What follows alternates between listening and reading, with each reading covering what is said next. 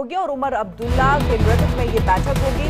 बैठक में कई अहम प्रस्तावों पर चर्चा की जाएगी। जम्मू कश्मीर सरकार मुख्यमंत्री उमर अब्दुल्ला के नेतृत्व में आज पहलगाम में एक विशेष कैबिनेट की बैठक आयोजित कर रहे हैं और ऐसे में देखिए कदम का उद्देश्य जो है वो खास तौर से केंद्र शासित प्रदेश में आतंकवाद और हिंसा के खिलाफ है।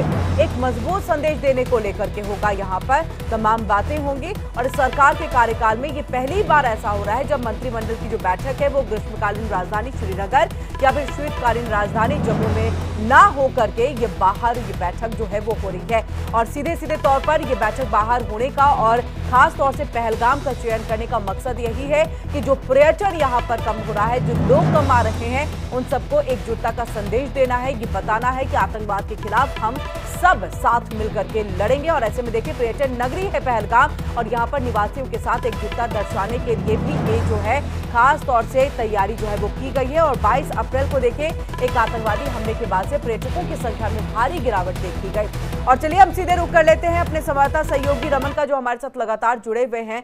रमन, देखिए मतलब ऐसा पहली बार हो रहा है और ऐसा मुझे लग रहा है इतिहास में भी हम पहली बार देखेंगे कि किस तरह से जो है वहां की जो सरकार है वो एक संदेश पाकिस्तान को देने के लिए, आतंकवाद को देने के लिए पहलगाम में ये जो विशेष कैबिनेट की बैठक है उसको बुलाया जा रहा है। यहां से कई महत्वपूर्ण बातों पे चर्चा तो होगी लेकिन एक साफ संदेश भी दिया जाएगा कि किस तरह से जम्मू कश्मीर की जनता जो है आतंकवाद के खिलाफ है और अब इस सरजमी पर आप आतंकवाद को बिल्कुल भी आकर के किसी तरह की गतिविधि करेंगे तो मुंहतोड़ जवाब जो है यहाँ की जनता भी देगी।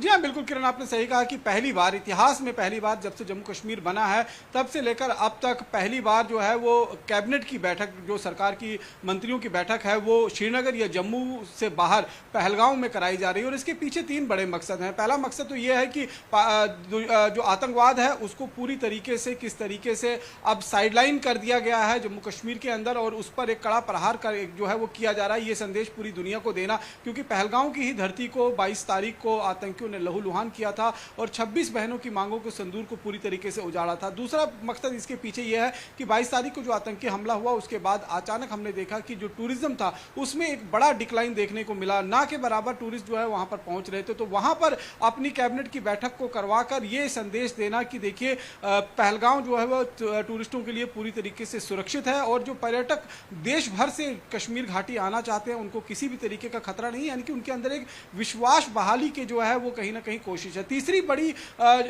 जो इसका मकसद है कि 3 जुलाई से बाबा अमरनाथ जी की यात्रा शुरू होने जा रही है और पहलगाम जो है वो कश्मीर घाटी में पहला बेस कैंप है बाबा अमरनाथ के श्रद्धालुओं के लिए। तो उन श्रद्धालुओं के बीच में भी एक विश्वास बहाली जो है वो करना और साथ ही साथ में ये मैसेज देना कि देखिए हमारे जो सुरक्षा कर्मी हैं वो चप्पे चप्पे पर तैनात हैं और बाबा के जो भक्त बाबा बर्फानी के बिल्कुल 3 साफ संदेश इस कैबिनेट के जरिए। रमन, आप हमारे साथ जुड़े रहिए। इस बीच में एक बड़ी खबर आ रही है, बड़ी खबर का रुख करेंगे भारत के एक्शन से।